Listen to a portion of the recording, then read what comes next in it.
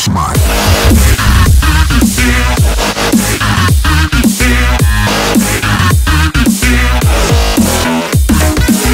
YouTube, tudo filmando, tô trazendo mais um vídeo aqui no Glitch BR, eu aqui, tá ligado?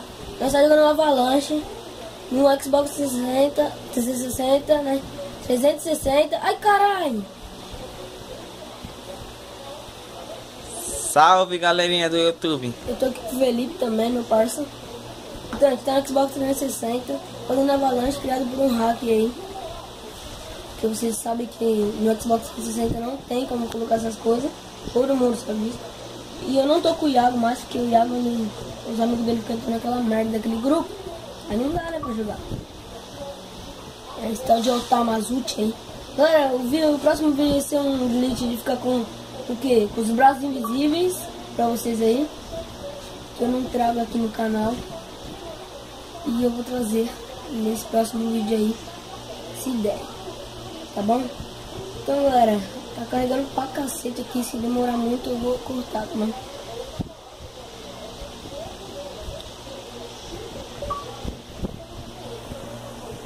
Aí, mó treta aqui, moleque. Começamos o vídeo como? De novo, começamos aqui porque deu cagada aí.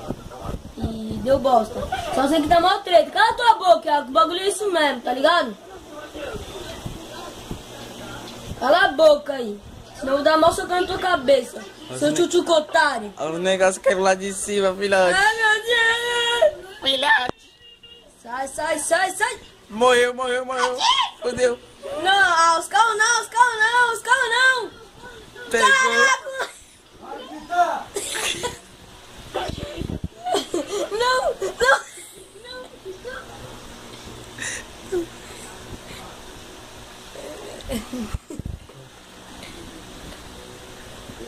Já voltamos aqui atirando essas merdas aí. Isso daqui é com metralhadora, só pra vocês terem uma ideia da situação. Atirando primeiro nos carros, depois nós vamos atirar aqui. Eu morri feio. Última rodada aí, galera, pra vocês. Espero que vocês gostem. Deixa aquele like já pra ajudar a divulgação. Ih, acabou? Isso tem eu vivo, moleque. Você é louco. Quê?